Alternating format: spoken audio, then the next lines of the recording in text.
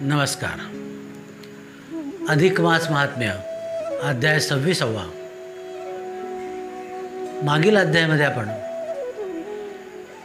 पार्वती आणि अरुंधती यांचा संवाद ऐकला आणि पंचगौर व्रत याविषयी माहिती बघितली. श्री गणेशाय नमः.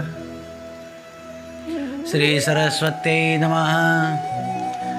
जय जय जियनाथनाथ सगुण स्वरूपा कृपावंता ग्रंथारंभी प्रार्थितो समर्था चरणी माथा भावार्थे.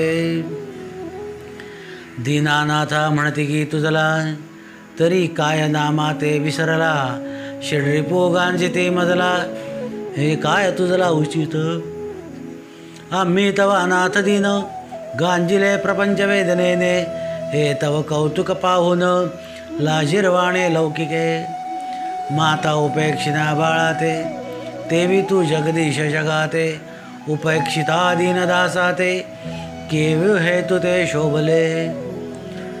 हरी तू नाना अवतार धरिसी दीनदासाते प्रतिपाळिसी तेथे मजदिना ते उपक्षिसी केवी मिरविसी थोरीव. आता श्रोते सज्जन हो ऐका चित्त करून एकाग्र देखा भाव धरून निका संपूर्ण ऐका ग्रंथ हा. उपेक्षिता निज मनी ग्रंथ तरी केवी प्राणियाचा प्रांत यदर्थी त्याच श्रेच्युत अनुवादत लक्ष्मीये तोची भावार्थ संपूर्ण श्रोते करा श्रवण लक्ष्मी ते वदलाचे नारायण तेची श्रवण अवधारा. अत्र ते कथयिष्यामि कथा प्राप प्रणाशिनी या श्रुत्वां ब्रह्महस्तेनो मुच्यते योनि संकटात. लक्ष्मी ते वदे नारायण जे ऐकती भावे करून तयांचे पापे होय धन संकटी जाण पडती ते. ऐसे वाक्य तयाचे पाय कोण अभागी उपेक्षुलाय उपेक्षिता कोण दशा होय तेचे ऐकावे सावकाश. वीरबाहून नृपः पुरोमासीत भूमितले खिले दाता यज्वां स्वरूपश्च शुभघोषण वल्लभा. पूर्वी वीरबाहू राजेश्वर महिमंडळी कीर्ती अपार परमधार्मिका अतिउदार दानशूर प्रतापी सगुण स्वरूप ऐश्वर्य संपन्न सर्व राया माझी श्रेष्ठमान आप्तवर्ग प्रजानन चिंतिती कल्याण रायाचे. ऐसा भूप सर्वगुणी मंडित विवेकी जैसा वशिष्ठ सत्य सेना जयाच्या पिरमित प्रजा पाळित स्वधर्मेसी. तयाची भार्या रूपवती सती नाम जाण यशोमती उभयतांची अत्यंत प्रती असे निश्चित जाणप. यौवन गर्वे नसे गर्विष्ठ लावण्य माझी असे श्रेष्ठ प्रधान रायाचा धर्मिष्ठ अति निकट स्नेह काजी. राज्यभार चालवी नेटका दाक जयाचा सर्वस्वी देखा स्वधर्मेसी अतिविवेका नशिवे देखा पापाते. तया राजाचा मंत्री चतुर तेथे यथा न्याय चाले राज्यभार तया देशी अन्य विचार नगडे साचार निर्धारेसी. असो ऐसे ऐसा जाण राजपत्नी सर्वगुणी मंडित स्वरूप जाळे पसरून आकर्षिला मनमिन रायाचा. न दानं न व्रतं वापि न देवार्चन सेवनं भुंक्ते भोगाननेकाश्च वपु भूषण तत्परा. सदा सर्वकाळ विषासक्त पाही दानधर्म किंचित नेणे काही वपुभूषणाते सर्वकाळ देही सावरी तसे सायासे. ऐसी ते राजभार्या जाण कादाई न करी धर्मदान नेणे तीर्थपर्वणी गंगा स्नान करी अमान्य सर्वही. पुरोहित सांगता त्रासले बहुत कदाई न करी तो दानव्रत पाही अनुकूल असता त्वरित नाही हेत धर्मावरी. तया ते पुत्र असती दोन सुभाऊ शतभाऊ नामे जाण तेही स्वरूपे मंडन गुणसंपन्न आगळे. एकदा मलमासाची संधी प्रधान श्री करुणावधी म्हणे बहुत दीन न घडे विधी राजश्री दर्शनाते. म्हणून साधून या वेळ प्रधान श्री निघे तात्काळ परम झाली सौता वेळ राजश्रियेचे दर्शनी दर्शनाची धरून लालसा भेटी झाली ते माळसा सुंदरपणे तिची आवयसा शिविके माझे आरुडे दूती जाणविते स्वामिनी ते प्रधान भार्या पातली दर्शने ते ऐसी ऐकताचे मात समोर येत गजगामिनी ती येते धरून निजास्तकी बैसविती झाली मिजमंचकी येरी स्वभावे तेजा विलोकी अपूर्वता देखत इंद्रभुवन ऐसे रम्य सदन रत्ने विखारुले चौकडून सूर्यप्रभा समे जाण शोभे सदन तियेचे तेही अलंकारयुक्त घवघवित सुस्वरूप्यासे नटत पयोधर सर्वदा उघडे झाकित अचळ सरसावित वेळोवेळा अपार तेथे दासदासी सदा सादरता सेवेसी काय बोलेल के धवा वचनासी न हाले नेत्रासी पातिया ऐसे देखून ते प्रधान जाया मंजुळ वचने राजवार्या नमुनी तिच्या पाया काय बोले या धरासी तव प्रधान भार्या ते गुणवती ते काय वदत असे सती म्हणे ऐके बाई यशोमती वचनाप्रती मान देई हा तव मलमास अतिउत्तम प्राप्त झाला केशव पुरुषोत्तम परिस्नानदान यथानुक्रम उभयता संपादू एकमास अघटित तेथेची महिमान मागुता साध्य नवे ऐसा दिन नेणो कवळ वेळ काळ कठीण घडो शके नेणवे ते या लागी राजसे पायी आयुष्य तवापले नाही यदर्थी आपण उभयताही आचुरो देई व्रताते सकळ पदार्थ अनुकूल दान धर्म करू सर्व काळ सौभाग्यवर्धने होय सकळ पुत्र आणि कलत्रेसी तव आज्ञे माझी भूपती वरी धार्मिकतयाची रीती तो कदाही वारीना तुझ प्रती करिता दान यथाक्रमे लक्ष्मी सांगते विष्णूला देवा दीनानाथा अहो म्हणे जो दानधर्म करतो जो आपलं वचन मान्य करतो पुण्य दान होम जप तप हे सर्व करतो त्याचं तर आपण बघितलं म्हणे परंतु एखादा जर असा असेल की त्याने या व्रताची उपेक्षा केली अवहेलना केली तर त्याला काय फळ मिळतं म्हणले ते विष्णू सांगताय म्हणे ऐका पूर्वी वीरबाहू नावाचा एक या पृथ्वी तलावर राजा होता आता तो धार्मिक उदार दानशूर प्रतापी सगुण रूप संपन्न ऐश्वर्य संपन्न असा तो राजा होता ज्ञानामध्ये वशिष्ठ ऋषींसारखा ज्ञानी होता त्याच्याकडे अपरिमित सेना होती आणि प्रजेचे पालन तो आपल्या पुत्राप्रमाणे धर्माप्रमाणे करत असत त्याची भार्या सुद्धा होती ती रूपवती होती तिचं नाव यशोमती होतं आता तिला दोघांना काही त्या राजाला आणि त्यांना काही गर्व नसायचा तो राजा आपला राज्यकारभार नेटपणे चालवत असत स्वधर्माने अतिविवेकाने तो राजा आपला राज्यकारभार करत असे त्याचा मंत्रीसुद्धा चतुर होता तो सुद्धा त्याचा धाक त्या राज्यावर होता प्रजेवर होता त्याप्रमाणे त्या राज्यामध्ये कोणी चुकीचं वागत नव्हता त्याच्या मनामध्ये कधी पाप विचारसुद्धा येत नव्हता असा तो प्रधानसुद्धा होता तर त्या राजाची जी राजपत्नी होती यशोमती तिने आपलं स्वरूपाचं जाळं पसरवून त्या राजाला आपला अंकित केला होता म्हणजे तो सांगेल त्याप्रमाणे ती सांगेल त्याप्रमाणे तो राजा ऐकत असायचा ती सदा विषयासक्त होती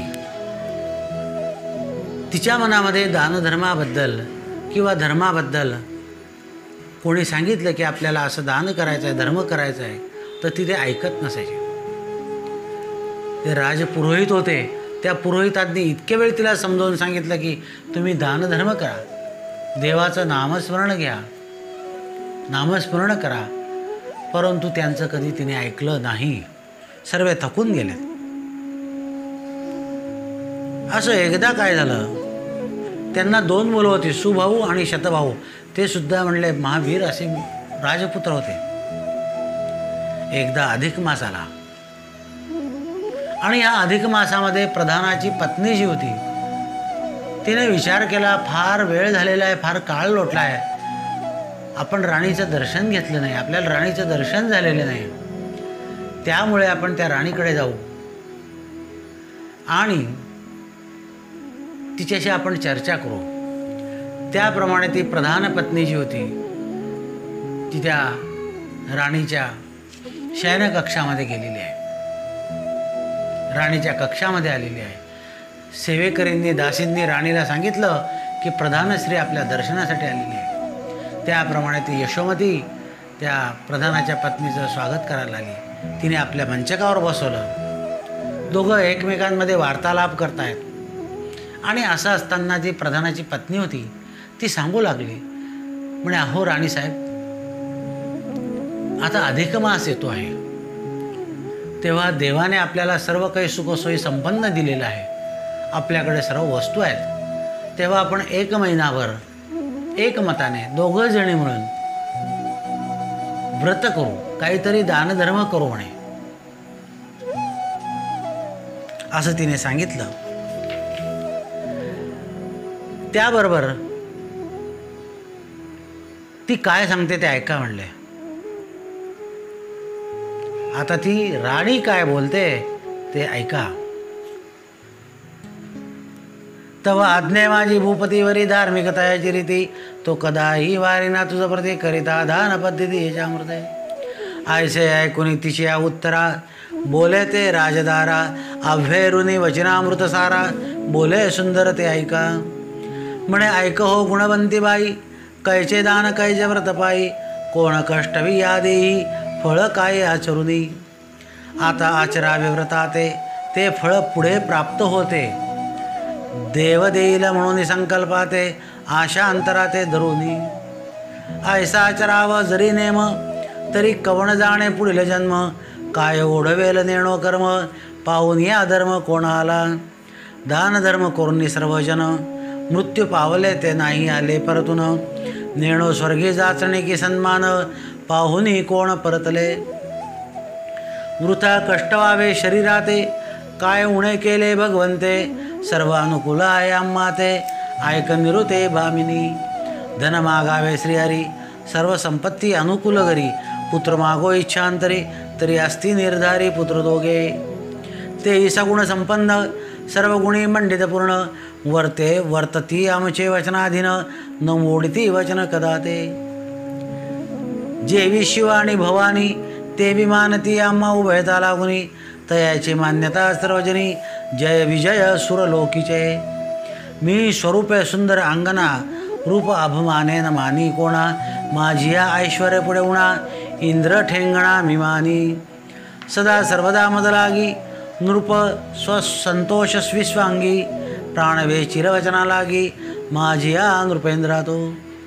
परमप्रीती आम्हा उभयता, ऐसे ऐश्वर्य मजा असता. तेथे व्रत प्रभावाची वार्ता, काय भगवंता मागावे. आता व्रत आचरावे कोणी, तेही ऐकपा कहाणी.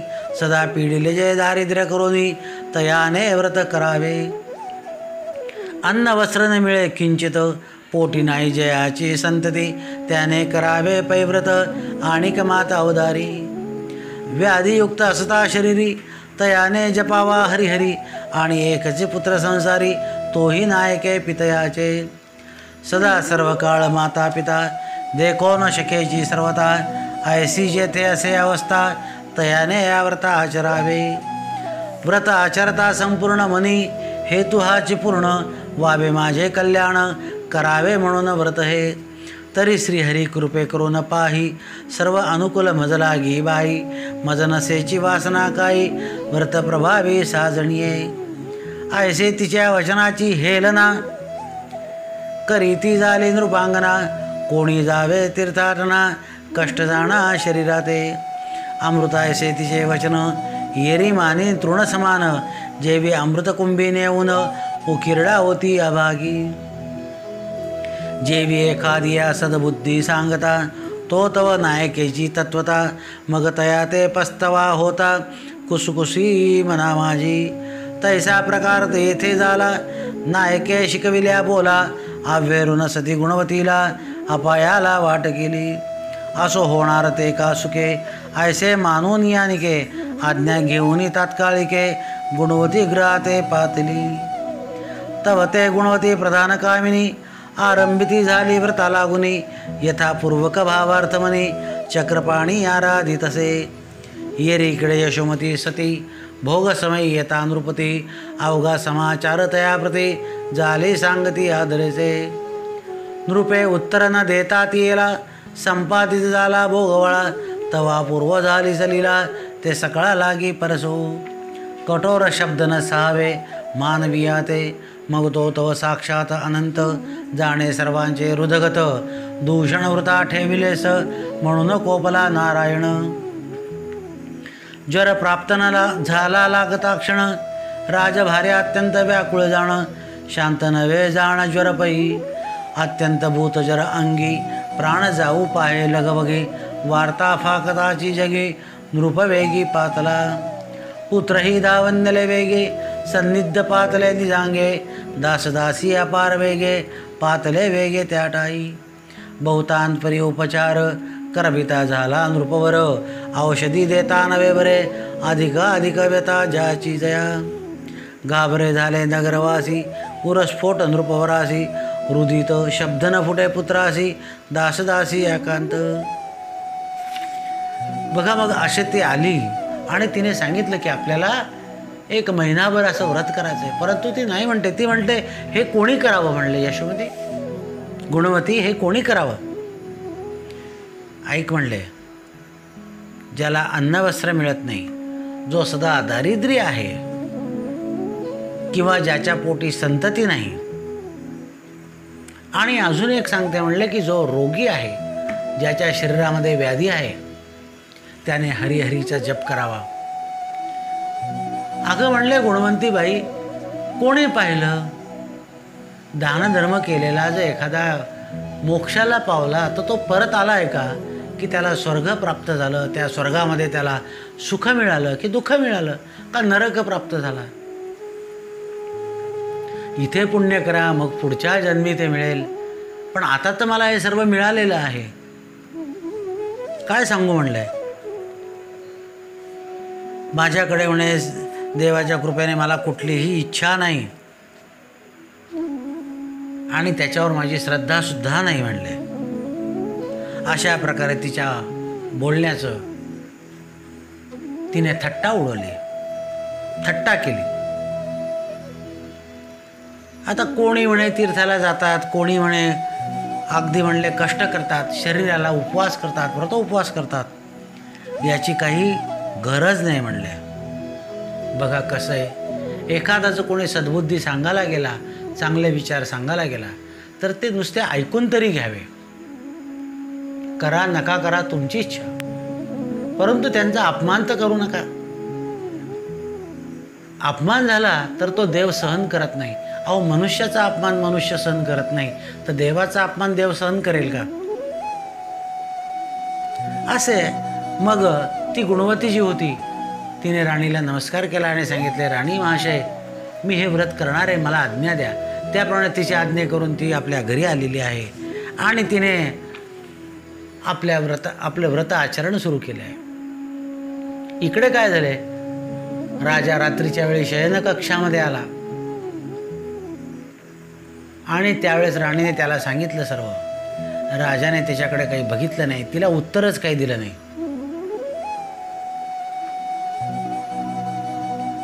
आता बघा, देव तरी कठोर शब्द कस काय सहन करेल. म्हणून काय झालं की त्या राणीला एकाएकी ताप आला आहे, तिच्या शरीरामध्ये ज्वर चढलेला आहे. आता तो भूतच ज्वर, कठीण विषमच ज्वर असा होता. राजवैद्य आले, त्यांनी उपाय केले, तर तरीसुद्धा तो ताप काही कमी होईना. ज्यांनी जो उपाय सांगितला, राजाने सर्व उपाय केले, औषधोपचार केले, परंतु ती व्यथा जी होती, तो रोग जो होता, ती व्याधी होती, ती वाढतच गेली. ती काही कमी होईना. सर्व गावातले लोक घाबरू लागले. दासदासी वगैरे सर्व काही घाबरू लागले. तेवढ्यामध्ये तव तो मंडन प्रधान पायी श्री सहित धावता आला लय. तव तेथे दुःखाते पारत नाही, समजावित नाही कोणी कोणा. शांतविता मंडन प्रधान उगे न राहते नृपनंदन. राजयाचे अश्रुपूर्ण देखे प्रधान निजनयनी. कर पल्लवे समजता ते प्रधाने शांत केले तेथे. तव गुणवती प्रधान भार्या ते अंतर्गृहात पातली. निवारून सकळ स्त्रियांचा मेळा आपण पातली यशोमती जवळा. निवारून सकळ दुःख कल्लोळा उपचार केला बहुतेडे. मग अशा प्रकारे तो मंडन प्रधान आणि गुणवती हे दोघंसुद्धा त्यांना हे सूचना मिळाल्याबरोबर ते धावत धावत त्या शयन कक्षामध्ये आलेले आहेत. तिथे बघितलं तर काय, तो प्रधान काळजी करू लागला. राजा स्वतः रडतो आहे, सर्वजण दुःखामध्ये आहेत. तेव्हा राजाने सर्वांना समजावू लागला, शांत करू लागला.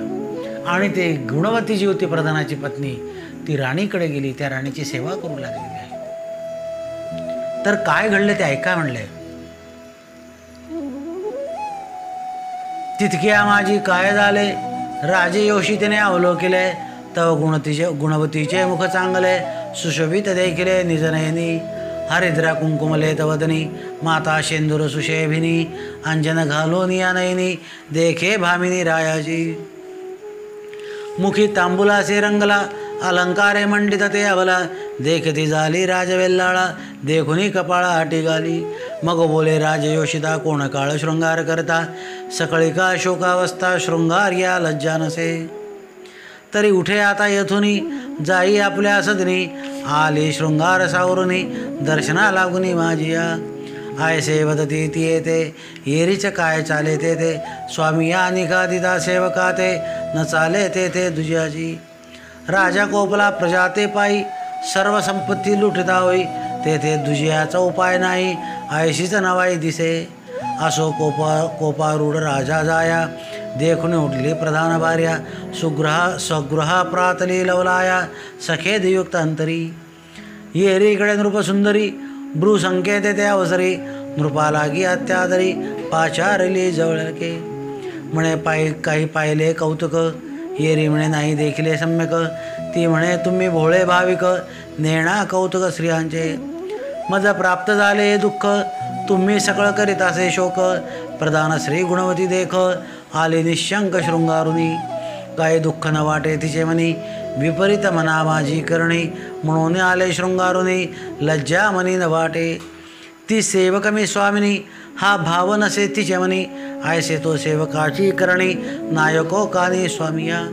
आयसे बोलाविले नृपांतरा, दूर त्याजी ते राजसुंदरा. ऐकून कांतेच्या उत्तरा, झाला संचार क्रोधाते. परम अविवेकी तो भूपती, ऐकून श्रियेची वचनोक्ती. अनुसरला क्रियगती, तेजी पद्धती अवतारा. जो श्रीबुद्धी ते लागला, तो सर्वस्वी सर्वे बुडाला. तो अपायी पडे भला, संशय याला नसेची. तव राधे क्रोधे करून, प्रधान करशिला तो मंडन. पायी शृंगला दृढ घालून, गृह लुटून पायी नेले. तयाची सकळ संपत्ती आणविता झाला भूपती. प्रधान दंडीला एक ख्याती, नगरा माझी प्रगटली. प्रभूचे कैसे विंदान, चाले जो सत्क्रिये करून. तयावरी आपया कोसळती जाण, परिधैर्य ठाय न सोडावे. गुणवती आचरता व्रत बरवे, प्रधान करशून ठेवला राये. परी डगमगेना तिचे हृदय, न सोडी व्रताची. गृही नेले सर्वधन, परीन कंटाळे तिचे मन. म्हणे व्रत न होता पूर्ण, केवी टाकू मध्यंतरी. व्रताचरे सायासी, वृत्तांत कळला रायासी. मग बोलाव पाठविले दासी, प्रतिव्रते सन्निध. नृपजो पाहे विलोकनी, तव अलंकारयुक्त कामिनी. कुंकुमयुक्त शोभित वदनी, नृपे म्हणी जाणिले. म्हणे कांता बोलिली सत्य, सांप्रत नव्हे असत्य. ही तव जाया शोभित, नव्हे दुःख कालत्रयी. मग क्रोधयुक्त होनी पायी, ती येते ठेविले कारागृही. उभयता ते एकीची ठाई, ठेविले असे निर्धारही. परी तेथे न सोडे व्रता नित्य आचर्य प्रधान कांता तव एकेदिनी प्रधान तत्वता जाला बोलता श्री येते म्हणे आपण उभयता कारागृही कौण दुःखे अवस्था देही व्रता ठविले कैसे काही अप्रूप नवाई देके हे मंडन उवाच न जाणे कर्मणा कस्यं विपाकोयमुस्थितं गुणवत्युवाच देवसेवकवर्गस्य स्वाम्यायत्त च जीवतं तव वदेते वा गुणवती बोलसते प्रतिप्रती हे नाथ जाणत वृत्ती केवी निवृत्ती करीतसा आपुला तो सेवक धर्म तो आपण ये साधिका नेम नेणो अवकर्मा कर्म हे पुरुषोत्तम सर्वजाणे बोले प्रधान मंडल हे तर माझी कर्मरेषा पूर्ण पायी झाल्या शृंखळा बंधन उभयता आपण दुःख भोगू मज करिता तू ते पायी दुःख होतसे हृदय येरी उत्तर देते समय शेषशायी निवारिता विष्णुर्विश्वंभरा भारधरण एक धुरंधरा श्रीधर परमेशान सर्व दुःख निक्रंतन म्हणे हे नाथ चुडामणी चिंतान की जय निजमने विश्वंभर चक्रपाणी आधार त्रिभुवनी जयाचा तयाची सर्वसत्ता त्रैलोक्य प्रतिपालिता जाणे सर्वांचे मनोगता हित अहित सर्वशी तरी दृढ भाव तयाचे पायी निवांतरावे हृदय आठवणी शेषशाही तोची सर्व निवारिल आयसे सतीचे नेम वचन ऐकून स्वस्थ राहे प्रधान येरी भावार्थ मनी धरून करी संपूर्ण व्रतपै होता व्रताची संपूर्णता मग मज आठवू झाला तत्वता ऊन येऊ पाहपे आता न करिता व्रत कोणीही ऐसे जाणून अंतरी स्वप्ने जागृत केला नृपकेसरी तया ते बोलत झाला वैखरी अवधारी सुंदरी ते चितू स्वप्ना माझी राया ते पायी जागृत केले ते समयी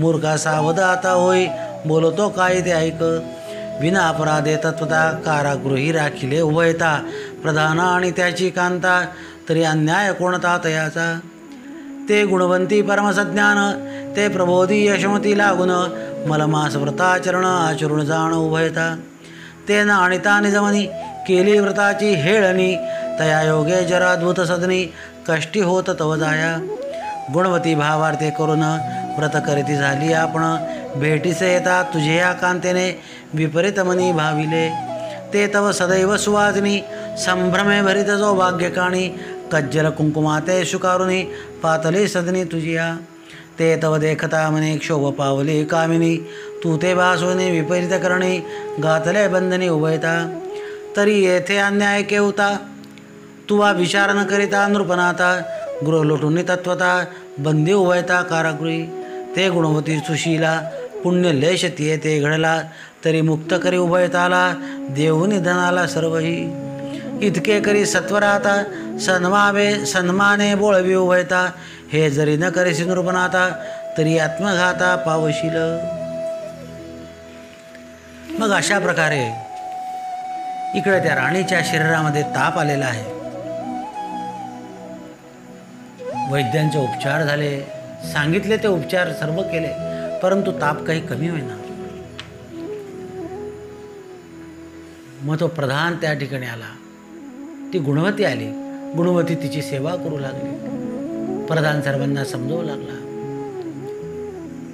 परंतु राणीच्या मनामध्ये एक विचार वेगळाच आला एवढी शरीराला व्याधी असताना तिने बघितलं की गुणवती आलेली आहे कपाळाला कुंकू आहे शृंगार आहे नथ आहे इतकी शृंगार करून ही का आली म्हणले मला बरं नाही हे बघायला आली का मुद्दामून काहीतरी हिच्या मनामध्ये विपरीत आहे म्हणून ही आलेली आहे तिला सांगितलं की तू उठ म्हणे घरी जा तू कशासाठी इथे आली म्हणे माझ्याकडे दुःख आहे मला त्रास होतोय आणि तू एवढं शृंगार करून आली तिला तिने आपल्या घरी पाठवलं आणि राजाला बोलवून सांगितलं बघा म्हणले प्रधान आणि त्याची पत्नी दोघांना काही शोक आहे का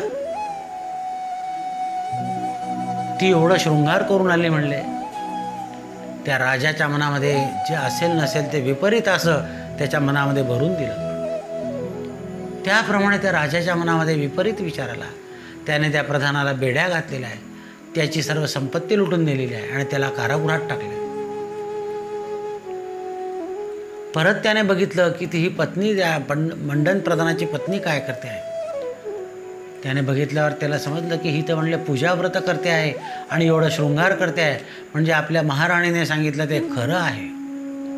म्हणून तिलासुद्धा त्याने त्या कारागृहात टाकलेलं आहे. आता तो मंडन प्रधान जो होता तो त्याच्या पत्नीला गुणवतीला सांगू लागला, अगं बघ म्हणले कशी देवाची करणी आहे,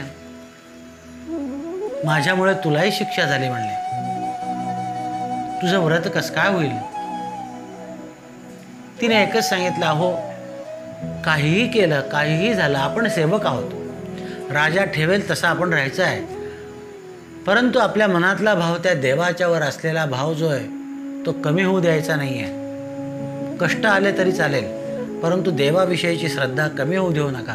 म्हणून तिने त्या कारागृहात सुद्धा व्रत चालू केले. महिना झालेला आहे, व्रत पूर्ण केले आणि देवाला दया आली. देव त्या राजाच्या स्वप्नामध्ये गेलेत आणि त्यांनी सांगितलं की हे राजा, अरे तू म्हणले त्यांचा काही दोष नसताना त्या मंडन प्रधानाला आणि त्याच्या पत्नीला दोघांना तू म्हणले कारागृहात टाकलेलं आहे.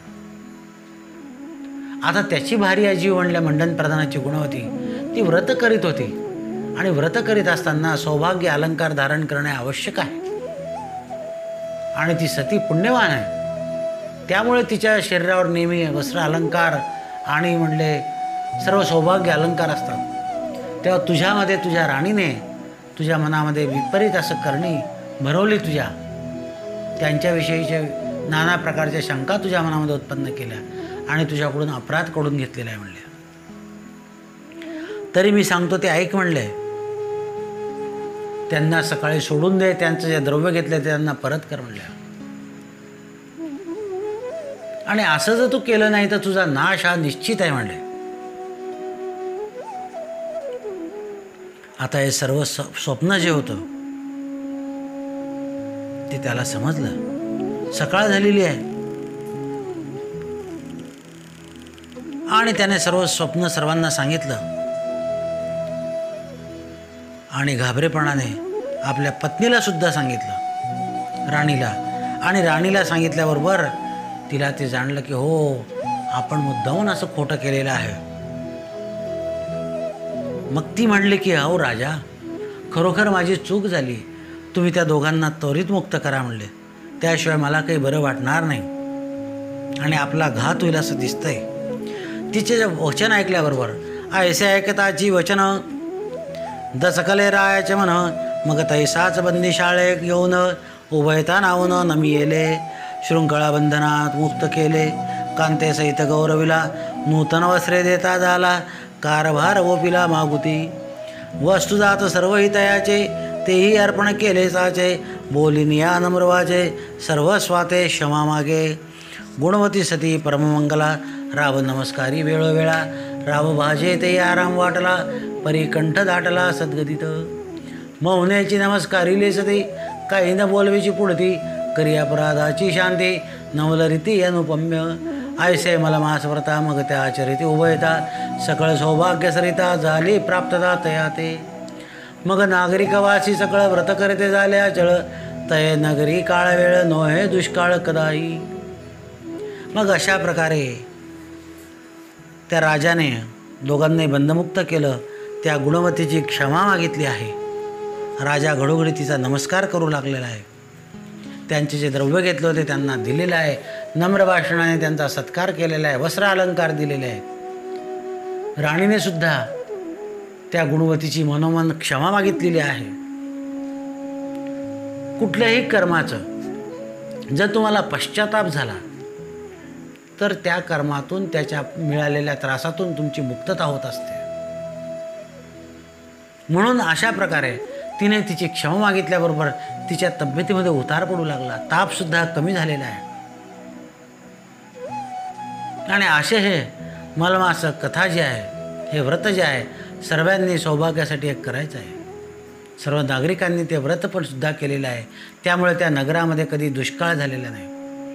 ऐसे मला महात्म्य आख्यान, अभ्यरिता काय झाले कथन, तेची केले निवेदन, सत्य जाण भामिनीये, तोचे अर्थांतर बरवा श्रोतीये ते निवेदिला आगवा, नगळे तरी हेळचावा, प्रत्यय घ्यावा श्लोकांतरी. असे मलमासाचं महात्म्य जे आहे